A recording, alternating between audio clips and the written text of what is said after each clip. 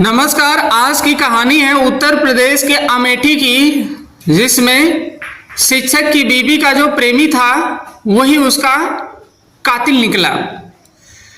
ये बात है 18 अगस्त 2024 की, जिसमें उत्तर प्रदेश के जिला रायबरेली के कोतवाली नगर थाने में एक महिला जाती है और वो वहां रोते हुए जाती है और कहती है कि साहब, एक लड़का मेरा लगातार पीछा करता है, मेरे से अश्लील हरकतें करता है। आज मैं जब अपनी बेटी को अपने साथ लेकर उसका इलाज कराने के लिए हॉस्पिटल जा रही थी तो रास्ते में उसने मुझे रोक लिया। उसने मुझे भद्दी भद्दी गालियां भी दी और जब मैंने इसका विरोध किया तो मुझे जान से मारने की धमकी भी दिया।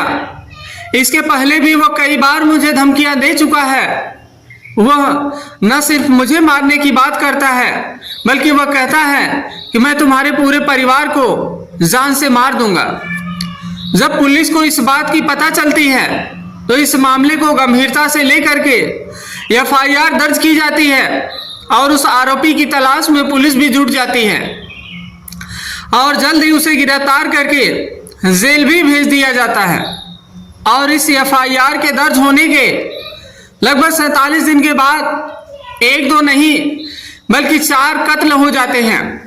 और 4 कत्ल होने के बाद ये जो मामला था यह सोशल मीडिया पर बहुत तेजी से वायरल होने लगता है। वायरल होने के बाद उत्तर प्रदेश की सरकार पर दबाव बढ़ने लगता है। उत्तर प्रदेश के पूर्व मुख्यमंत्री अखिलेश यादव ने भी ट्वीट किया और ट्वीट करने के बाद उन्होंने कुछ सवाल किए और इसको देखते ही जो सांसद चंद्रशेखर आजाद है उन्होंने भी इस पर टिप्पणी की। सांसद राहुल गांधी ने भी टिप्पणी की। उन्होंने परिवार से बातचीत की। जिस घर में यह कत्ल हुआ है उन लोगों से कहा गया कि आपको घबराने की कोई जरूरत नहीं है, परेशान होने की कोई जरूरत नहीं है। यदि आपको न्याय नहीं मिला तो हम लोग आपके साथ हैं, आपके पास आएंगे। और इस बीच उत्तर प्रदेश के वर्तमान मुख्यमंत्री योगी आदित्यनाथ ने भी ट्वीट किया। उन्होंने कहा कि परिवार को घबराने की जरूरत नहीं है, जो भी अपराधी होगा उसे किसी भी कीमत पर बख्शा नहीं जाएगा, उसके खिलाफ कठोर से कठोर कार्रवाई की जाएगी। यह खबर सोशल मीडिया पर बिल्कुल आग की तरह वायरल हो रही थी और एक तरफ जो राजनीति है, इसके जो भी नेता हैं वे ट्वीट कर रहे थे। इस कहानी में आपको बताएंगे आखिर किसका कत्ल हुआ है, क्यों हुआ, किसने किया। आज के कहानी के माध्यम से आपको यह जानने और समझने की हम यहाँ पर कोशिश करेंगे।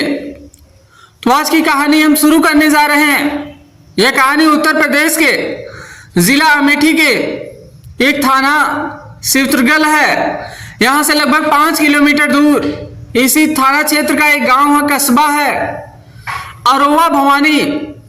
यहाँ पर एक चौराहा है जहाँ पर लोगों की बहुत ज़्यादा भीड़ लगती है। बहुत ज़्यादा यहाँ पर लोगों की भीड़ रहती, लोग हमेशा आते जाते रहते हैं। वहीं पास में दुर्गा भवानी शक्तिपीठ है, वहाँ मेला लगा हुआ था। लोग उस मेले में आ जा रहे थे। 3 अक्टूबर 2024 की शाम लगभग 6 या 7 बजे के आसपास की यह घटना है। लगभग इसी समय आरती शुरू होती है और यह नवरात्र का पहला दिन होता है। एक तरफ आरती शुरू होती है और उधर चौराहे पर वाहनों के आने जाने से, लोगों के आने जाने से बहुत ज़्यादा शोर शराबा होता है। और जो वहाँ पर पंडाल बना है, दुर्गा की जो मूर्तियाँ हैं, जो पंडाल बना है, यहाँ पर भी लोग गाना चला रहे हैं, आरती कर रहे हैं। इसी बीच अचानक लगातार गोलियों का चलने की आवाज आती है। जब जो गोलियां चल रही थी तो लोग अंदाजा लगाते हैं कि यहाँ पर जो दुर्गा भवानी शक्तिपीठ पर जो मेला लगा हुआ है, यहाँ दुर्गा जी की जो मूर्ति बैठाई गई है, आरती जहाँ पर हो रही है, हो सकता है कि लोग प्रसन्नता की वजह से लोग पटाखे को छोड़ रहे हों। और यही कारण है कि आसमान में चारों तरफ से आवाजें आ रही थी। लेकिन जब लोग इसका पता करना शुरू कर देते हैं तो एक के बाद एक लगातार लगभग 9 गोलियां चलती हैं। तभी लोग इसकी तलाश करना शुरू कर देते हैं तो लोगों की नजर पहुंचती है चौराहे के पास एक मकान है सत्यव्रत अवस्थी उर्फ मुन्ना का। लोगों की नजर वहां पहुंचती है, उधर से गोलियों की आवाज आ रही है, लोग दौड़ते हुए उधर भागते जाते हैं। जब वहां पहुंचते हैं वे अपनी आंखों से जब दरवाजा खोल करके यह दृश्य देखते हैं तो पूरी तरह से उनकी आंखें खुली की खुली रह जाती हैं। घर के अंदर लगभग 4 सदस्य रहते हैं। एक मास्टर साहब हैं जिनका नाम सुनील कुमार है, उनकी पत्नी जिनका नाम पूनम भारती है, इनकी पत्नी की उम्र लगभग 32 साल है और मास्टर साहब की जो उम्र है लगभग 34 साल है।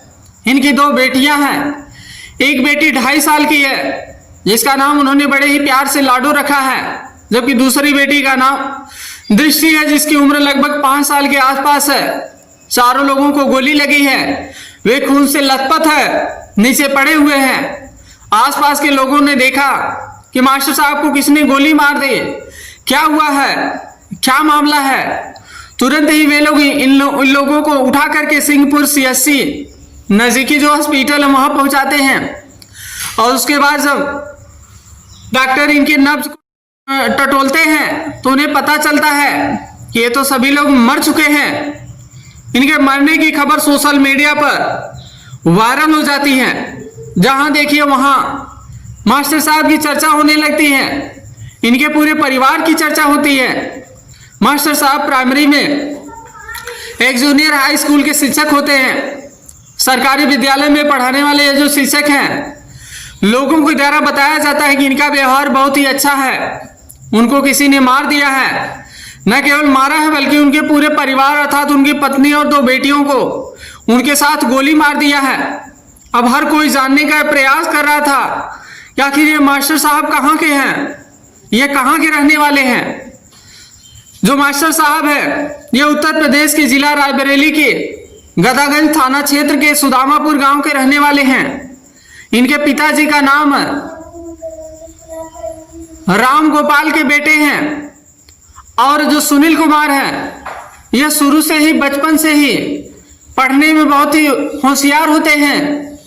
गरीबी की हालत होने के कारण वे मेहनत करते हैं, लगातार मजदूरी भी करते हैं क्योंकि उन्हें पढ़ना था और पढ़ करके आगे जिंदगी में उन्हें बढ़ना था। इसलिए इन्हें जहां भी कोई भी काम मिलता था, चाहे मजदूरी हो चाहे कोई और काम हो, कभी कभी मनरेगा वाला जो काम हो वो भी वहां भी चले जाया करते थे।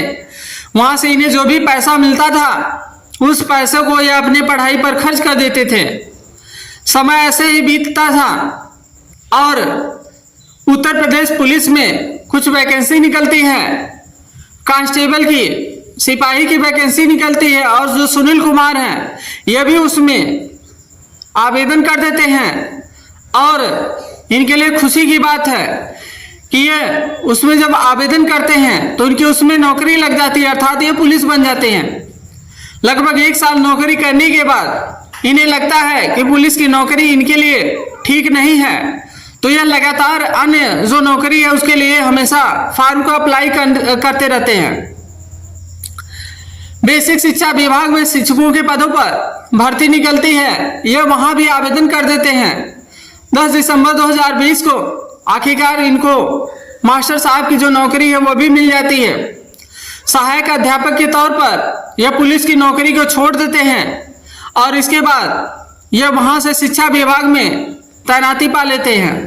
और 2021 में ही जून के महीने में उत्तर प्रदेश के जिला अमेठी के कंपोजिट विद्यालय में पनहोना में बताया जाता है कि अमेठी से लगभग 62 किलोमीटर दूर है, इस विद्यालय में ये ज्वाइन कर लेते हैं। इनका व्यवहार बहुत ही अच्छा है, लोगों से बातचीत बहुत ज़्यादा नहीं करते हैं। इनका सबसे ज़्यादा ध्यान पढ़ाई पर होता है, बच्चों पर होता है। बच्चों के साथ अच्छे से मिलाकर यह हमेशा बच्चों के ही भविष्य के बारे में सोचते रहते हैं। यह मोटरसाइकिल से ही स्कूल जाते हैं, स्कूल से अपने इस रूम पर आते हैं। ये ऐसे ही इनकी रूटीन चलती रहती है। मीडिया रिपोर्ट के द्वारा यह बताया जाता है कि ये जो शिक्षक है इनकी जो पत्नी है पूनम भारती जहाँ रहती हैं उनके पास में एक लड़का रहता है जिसका नाम 'चंदन वर्मा बताया जाता है। और यहाँ ये जो लड़का है यह तेलियाकोट रायबरेली का रहने वाला है। शादी से पहले भी इन दोनों की आपस में दोस्ती होती है, अर्थात मास्टर साहब की जो पत्नी होती हैं और ये जो लड़का होता है, इन दोनों में आपस में दोस्ती होती है, आपस में प्रेम होता है। इसके बाद इनमें नजदीकियां बढ़ जाती हैं, लेकिन इसी बीच पूनम की शादी सुशील कुमार से हो जाती है, जो कि शिक्षक होते हैं, और लगातार इन लोगों की जिंदगी अच्छे से चल रही होती है। लेकिन बताया जाता है कि जो चंदन वर्मा है वह इस महिला से लगातार मुलाकात किया करता था, बातचीत हुआ करती थी। शादी के बाद भी ये सब आपस में मिलते थे, इनकी बातचीत भी होती थी, ऐसा मीडिया के द्वारा बताया जा रहा है। और शायद जो शिक्षक की पत्नी होती है वह बार बार चंदन वर्मा को मना करती हैं कि वह उससे दूर रहे, क्योंकि अब यह अपनी जिंदगी में आगे बढ़ चुकी हैं। तो जब यह दूर रहने की बात करती थी, चंदन वर्मा को यह बातें अच्छी नहीं लगती थी, वह हमेशा इनके साथ रहना चाहता था। और एक बार यही हुआ, यह अपने बेटी को लेकर हॉस्पिटल में जा रही थी उसका इलाज कराने, तो उनका रास्ता वह रोकता है। यह विरोध करती हैं तो वह गालियां देता है, जात सूचक शब्दों का भी प्रयोग करता है। शिक्षक की पत्नी को भी गुस्सा आ जाता है। वह 18 अगस्त 2024 को रायबरेली के कोतवाली नगर में ही FIR दर्ज करा देती हैं। लेकिन इसके पहले की बात और ज्यादा खराब होती, इन्होंने रायबरेली को छोड़ दिया और अमेठी में जाकर रहना शुरू कर देती हैं। 19 अगस्त को ही उस लड़के को गिरफ्तार कर लिया जाता है, चंदन वर्मा जिसका नाम बताया जाता है, और उसको गिरफ्तार करके जेल भेज दिया जाता है। 3 दिन वह जेल में रहता है। उसके बाद जमानत के बाद वह जेल से छूट जाता है। वह जब जेल से आता है बहुत ज्यादा परेशान होता है, वह सुसाइड करने का भी प्रयास करता है, और इसके बाद कई बार वह बच जाता है। जब उसे हॉस्पिटल में ले जाया जाता है वहां से वह ठीक हो जाता है। लेकिन पुलिस इधर इस मामले की जांच ही कर रही होती है, और ये जो लड़का है यह पूनम को और ज्यादा परेशान करने लगता है, और इनकी जो बातचीत है वह भी बंद हो जाती है। बातचीत का सिलसिला जब बंद हो जाता है तो चंदन जो है बहुत ज्यादा क्रोधित होता है, और किसी न किसी बात को लेकर वो हमेशा धमकी देता है, हमेशा परेशान रहता है। इसके रास्ते को रोकना, इसको परेशान करना, यही सब चलता रहता है। 3 महीने पहले ही इन्होंने अपनी रायबरेली को छोड़कर यह सीधा अमेठी में आकर रहने लगते हैं। अपने परिवार के साथ सुनील कुमार अपनी पत्नी और 2 बेटियों के साथ अमेठी में, ये जो भवानीपुरा का इलाका है, यहाँ पर यह किराए के मकान में रहने लगते हैं। लेकिन 3 अक्टूबर की शाम को इनके साथ एक घटना घटित होती है। चंदन घर के अंदर आता है और वह शिक्षक और उसकी पत्नी 2 बेटियां होती हैं, उनको गोली मार देता है। जब पुलिस वहां पहुंचती है, इनके शवों को देखती है, तो जो बेटियां होती हैं उनके मुट्ठी में बताया जाता है कि 10 का नोट था, दूसरे मुट्ठी में बताया जाता है कि चॉकलेट था। उनको देखकर ऐसा लग रहा था शायद जो शिक्षक हैं वे अपनी बेटी को पैसा दिए होंगे, चॉकलेट दिए होंगे कुछ खरीदने के लिए। जो पुलिस है वह अभी भी इसकी आधिकारिक रूप से कोई घोषणा नहीं की है, लेकिन इसके परिवार के जो सदस्य हैं, जिन लोगों ने इसकी मदद की है चंदन वर्मा को, उसको ये सब हिरासत में ले लिए हैं और उनसे पूछताछ की जा रही है। और यह जानकारी मिल रही है कि चंदन वर्मा जहां पर यह गोली मारा था वहां से लगभग 100 से 150 मीटर की दूरी पर ही अपने बुलेट मोटरसाइकिल को खड़ा कर दिया था, और उसने कहा मैं मंदिर में दर्शन करने के लिए जा रहा हूं। जिस जगह पर उसने अपनी मोटरसाइकिल खड़ी की थी वहां से यह सीधा उस शिक्षक के घर पहुंचता है, और घर पहुंचने के बाद वह उनकी गोली मारकर हत्या कर देता है।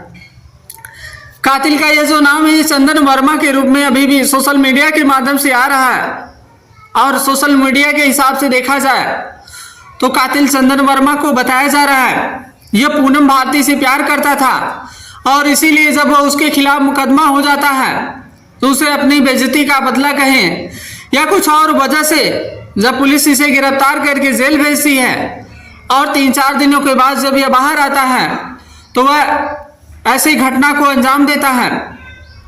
अब पूरी तरह से इस घटना के बारे में जो सच्चाई है वो पोस्टमार्टम रिपोर्ट के बाद ही पता चलेगी। 3 गोली मारी जाती है, शिक्षक को भी 2 गोली लगती है। शिक्षक की पत्नी पूनम को एक एक गोली मारी जाती है, उनकी दोनों बेटियों को एक एक गोली लगती है।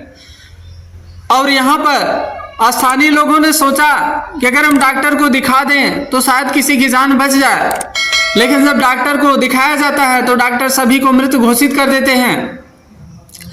इस घटना के बाद स्थानीय जो भी वहाँ के डीएम, एडीजी हैं, आईजी हैं, ये सभी लोग वहाँ पहुँच जाते हैं। 5 टीम का गठन कर दिया जाता है। जितनी जल्दी हो सके इस घटनाक्रम का खुलासा होगा। और ये जो मामला है ये वायरल होने के बाद उत्तर प्रदेश के पूर्व मुख्यमंत्री अखिलेश यादव भी इस मामले को लेकर कई तरह से सवाल करना शुरू कर देते हैं। और ऐसा बताया जाता है कि किसी भी कीमत पर कातिल को बख्शा नहीं जाएगा। उसके पास कुछ सबूत भी मिले हैं और इस सबूत के रूप में उसे कड़ी से कड़ी सजा दी जाएगी। तो आज की जो कहानी है वो बस यही थी। ये जो समाज है इसमें, इस कहानी में आप देखेंगे कि जो मुख्य वजह है वह सिर्फ और सिर्फ प्रेम है। यानी यदि आप किसी से प्रेम करते हैं उसके साथ आप जीवन पर्यंत शादी कीजिए, उसके साथ रहिए। अन्यथा यदि आप ऐसा नहीं करेंगे तो आप तो जाएंगे ही, आपके साथ साथ कई जो जिंदगियां हैं वो तबाह होने वाली हैं। और अभी जब ये कहानी रिकॉर्ड की जा रही है तो इस समय तक सोशल मीडिया के माध्यम से पता चला है कि चंदन वर्मा को गिरफ्तार कर लिया गया है और उसके एक पैर में गोली भी पुलिस के द्वारा मारी गई है, ऐसा सोशल मीडिया के माध्यम से पता चल रहा है। अब आगे कौन सी कार्रवाई होगी, क्या होने वाला है, ये तो भविष्य की बात है। और इस कहानी को आपको सुनाने का जो उद्देश्य है, आपको परेशान, निराश, उदास करना नहीं है, आपकी भावनाओं को ठेस पहुंचाना नहीं है, बल्कि आपको जागरूक करना है, सचेत करना है। इस प्रकार की घटनाओं से आप कुछ सीख सकते हैं और आप अपने लाइफ को, आप अपने भविष्य को अच्छा से अच्छा बना सकते हैं। यदि आप किसी से प्रेम करते हैं उसके साथ आप शादी कीजिए और उसके साथ आप लाइफ टाइम रहिए। इस प्रकार के प्रेमों के चक्कर में आप बिल्कुल ना पड़े। इससे 2 से ज़्यादा परिवार की जो जिंदगी है वह हमेशा के लिए तबाह हो जाती है। अब आप सोच सकते हैं जो शिक्षक है उनकी क्या गलती है, जो मासूम जो बेटियां थी उनकी क्या गलती है। उनको निर्दोष ही बिना किसी कारण के ही उसने गोली मार दिया। जबकि पूनम जो उनकी पत्नी थी उनके साथ उसका प्रेम था, लेकिन उनके चलते उनका, पूनम का जो परिवार है वो भी तबाह हो जाता है। तो इस तरह से ये हमारे समाज के लिए एक अच्छा मैसेज नहीं है, अत्यंत ही दुखद खबर है। तो आज के लिए इस कहानी में बस इतना ही। Thanks for watching.